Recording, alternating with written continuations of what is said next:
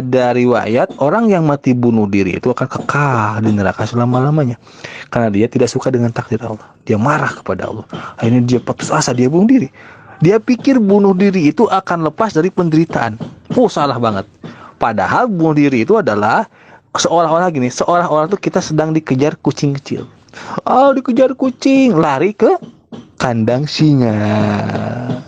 Takut dengan musibah, ujian dunia yang kita anggap itu berat, padahal kita sedang masuk ke alam kubur yang mengerikan siksanya.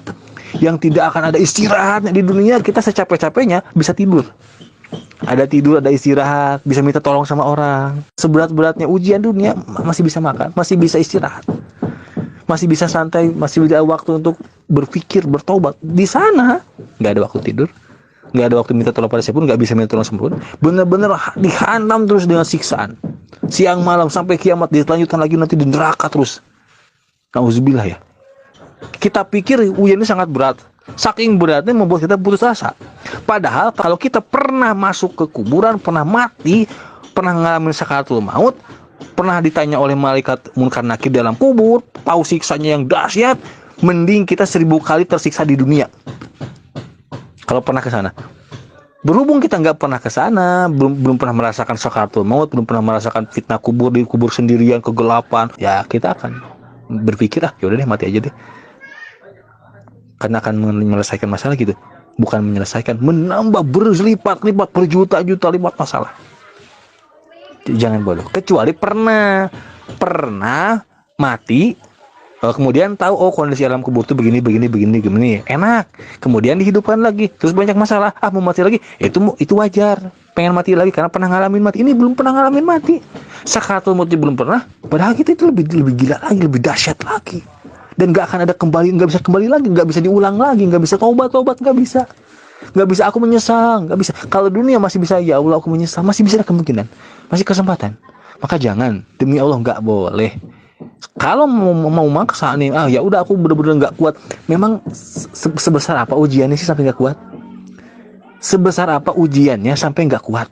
Gede banget, tapi kan walaupun segede apapun, kemampuan kita juga sudah disesuaikan. Berarti Allah nggak zolim. Allah tidak melebihkan ujian melebihi kemampuan kita. Ditanya lagi, sebesar apa? Misalkan sebesar gunung, ujiannya KA, sebesar gunung, berat banget. Aku sesak, oke. Tapi kan Allah beri kekuatan juga segede gunung. Berarti sama, imbang. Tapi kan aku nggak kuat, tidak kuat itu pikiran. Sebenarnya kita mampu lah, yukallifullahu nafsan illa usaha. Tapi pikiran kita berpikir, ini nggak mampu. Bisikan-bisikan setan menganggap, udah nyerah aja tuh.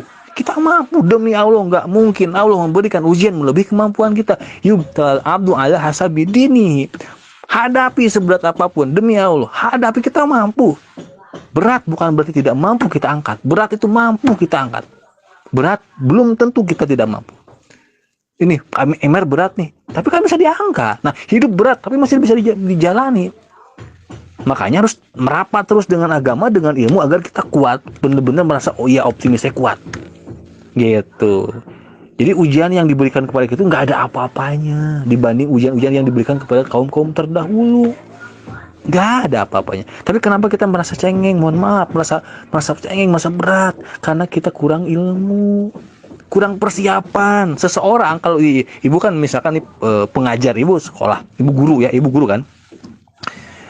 Ketika kita mengajari anak, terus kita berikan dia ujian, mungkin nggak kita ngasih ujian melebihi kemampuan anak diajarin A, tapi kita menguji B, kita lebihin tuh, mungkin nggak?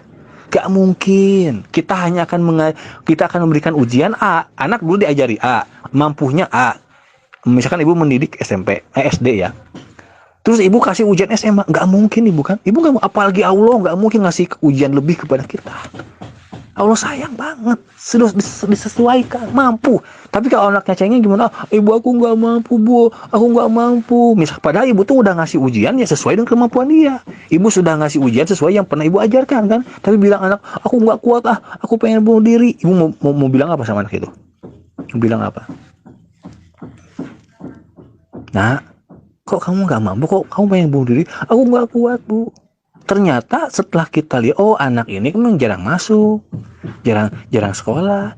Kalaupun sekolah, dia nggak belajar, dia nggak merhatiin, pantesan nggak paham, pantesan ketika diuji merasa berat karena kurang ilmu. Kenapa kurang ilmu? Kurang memahami ketika belajar, jarang datang. Nah kita ketika banyak masalah, kurang ilmu agama, jarang ngaji, sehingga ketika dihadapkan dengan masalah, berat, padahal ringan. Tapi karena nggak tahu ilmunya jadi berat. Makanya ilmu itu penting. Al ilmu nurun, ilmu adalah cahaya. Jadi pada intinya seberat apapun yang kita hadapi saat ini, kita mampu. Nah sekarang, tapi aku nggak tahu apa yang harus aku lakukan. Makanya tanya, dekati para ulama, ngaji, dekati Allah, takarub kepada Allah. Itu jalan solusi. Termasuk istighfar. Saya sudah berikan beberapa pelajaran-pelajaran tentang solusi. Salah satunya istighfar itu adalah solusi. Masalahnya kita tidak mau menjalankan. Oke, mungkin aku jalankan kok, cuma sebentar jalankannya.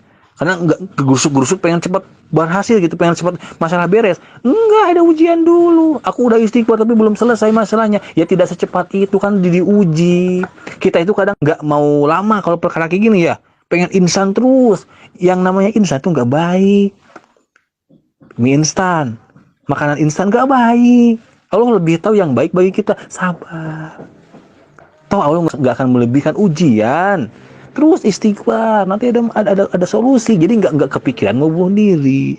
Seandainya kita banyak musibah, tapi masih bisa ibadah, itu masih nikmat. Walaupun berat ujiannya, selama masih bisa ibadah itu sangat nikmat, sangat mahal.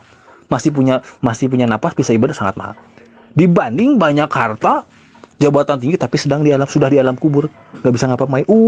Menyesalnya luar biasa, harta udah nggak berguna. Karena alam kubur itu alam yang tidak pernah bisa dibayangkan oleh manusia. Seandainya ahli-ahli kubur dibangkitkan lagi, lalu menceritakan pengalaman mereka yang sangat mengerikan, yang sangat menyakitkan kepada kita, niscaya kita tidak akan bisa tidur, tidak akan bisa makan, tidak akan bisa beraktivitas. Kita akan ketakutan, takut bagian kita mati, ngalamin takut saking mengerikan.